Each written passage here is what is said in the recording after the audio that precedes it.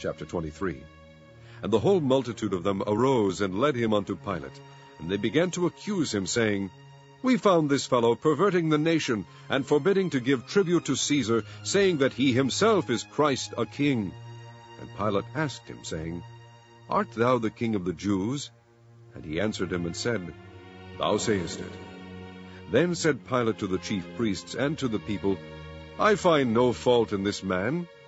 And they were the more fierce, saying, He stirreth up the people, teaching throughout all Jewry, beginning from Galilee to this place. When Pilate heard of Galilee, he asked whether the man were a Galilean. And as soon as he knew that he belonged unto Herod's jurisdiction, he sent him to Herod, who himself also was at Jerusalem at that time. And when Herod saw Jesus, he was exceeding glad, for he was desirous to see him of a long season, because he had heard many things of him, and he hoped to have seen some miracle done by him. Then he questioned with him in many words, but he answered him nothing. And the chief priests and scribes stood and vehemently accused him. And Herod with his men of war set him at naught, and mocked him, and arrayed him in a gorgeous robe, and sent him again to Pilate. And the same day Pilate and Herod were made friends together, for before they were at enmity between themselves. And Pilate, when he had called together the chief priests and the rulers of the people, said unto them, Ye have brought this man unto me, as one that perverteth the people, and behold, I, having examined him before you, have found no fault in this man touching those things whereof ye accuse him. No, nor yet Herod, for I sent you to him, and lo, nothing worthy of death is done unto him. I will therefore chastise him, and release him.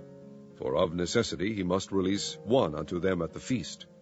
And they cried out all at once, saying, Away with this man, and release unto us Barabbas, who for a certain sedition made in the city, and for murder, was cast into prison. Pilate therefore, willing to release Jesus, spake again to them. But they cried, saying, Crucify him, crucify him. And he said unto them the third time, Why, what evil hath he done? I have found no cause of death in him. I will therefore chastise him, and let him go. And they were instant with loud voices, requiring that he might be crucified. And the voices of them and of the chief priests prevailed. And Pilate gave sentence that it should be as they required. And he released unto them him that for sedition and murder was cast into prison, whom they had desired. But he delivered Jesus to their will. And as they led him away, they laid hold upon one Simon, a Cyrenian, coming out of the country, and on him they laid the cross, that he might bear it after Jesus. And there followed him a great company of people and of women, which also bewailed and lamented him. But Jesus, turning unto them, said, Daughters of Jerusalem, weep not for me, but weep for yourselves and for your children. For behold, the days are coming, in the which they shall say, Blessed are the barren, and the wombs that never bare, and the paps which never gave suck. Then shall they begin to say to the mountains, Fall on us, and to the hills, Cover us. For if they do these things in a green tree, what shall be done in the dry? And there were also 2 other malefactors led with him to be put to death. And when they were come to the place which is called Calvary, there they crucified him, and the malefactors, one on the right hand, and the other on the left. Then said Jesus, Father, forgive them, for they know not what they do. And they parted his raiment, and cast lots. And the people stood beholding, and the rulers also with them, deriding him, saying, He saved others, let him save himself, if he be Christ, the chosen of God. And the soldiers also mocked him, coming to him, and offering him vinegar, and saying, If thou be the King of the Jews, save thyself. And the superscription also was written over him in letters of Greek, and Latin, and Hebrew, This is the King of the Jews. And one of the malefactors which were hanged railed on him, saying, If thou be Christ, save thyself and us. But the other answering rebuked him, saying, Dost not thou fear God, seeing thou art in the same condemnation? And we indeed justly, for we receive the due reward of our deeds, but this man hath done nothing amiss. And he said unto Jesus, Lord, remember me when thou comest into thy kingdom.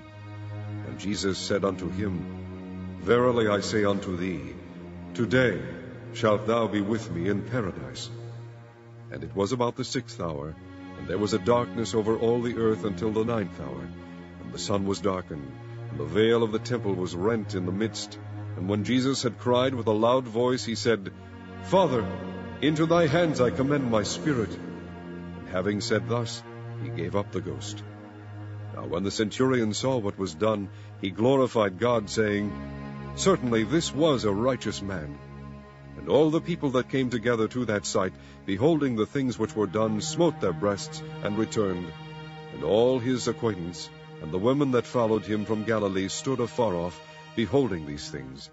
And behold, there was a man named Joseph, a counselor, and he was a good man, and a just.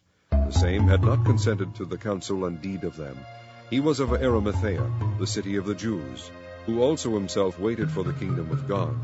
This man went unto Pilate, and begged the body of Jesus.